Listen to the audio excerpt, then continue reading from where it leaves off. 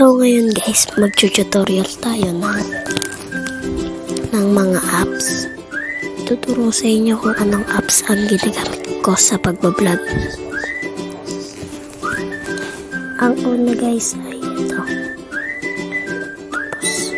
Tapos ito. Tatlo yan guys. Tatlo lang yan guys.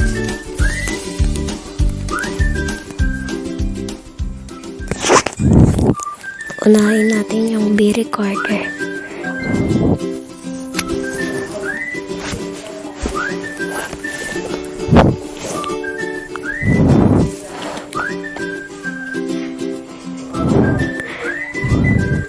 Pagkapindot nyo ng B-Recorder guys, ito yung una nyong pipindutin. Ayan. Para makapagsimula kayo ng pagbibideo. At kung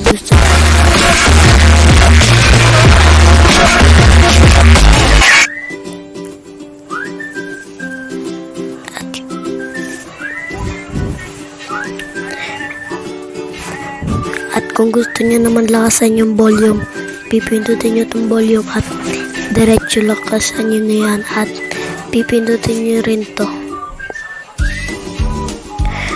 Pag gusto nyo pag mag-on ng camera, ito lang pipindutin yung camera. Tapos dito naman sa yukat, dito ka mag-voice over ng vlog mo. Pero pwede naman din na hindi ka mag-voice over kasi pag nag-video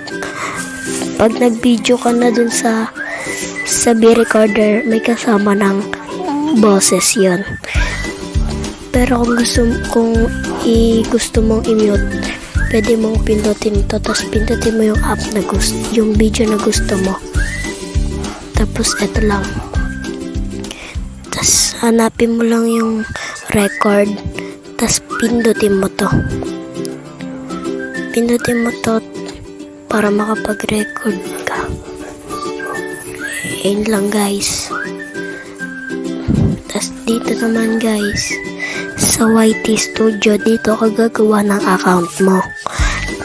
Tas dito mo rin makikita kung ilang nag-subscribe sa inyo, yung viewers nyo, ilang nag-comment. Ganun guys. And guys, tinesting ko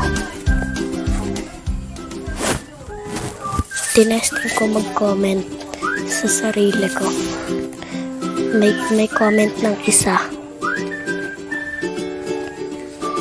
Dito makikita bago ka mag-download neto guys, kailangan may gumawa ka muna ng account sa YouTube, tapos i-connect mo dito sa YT Studio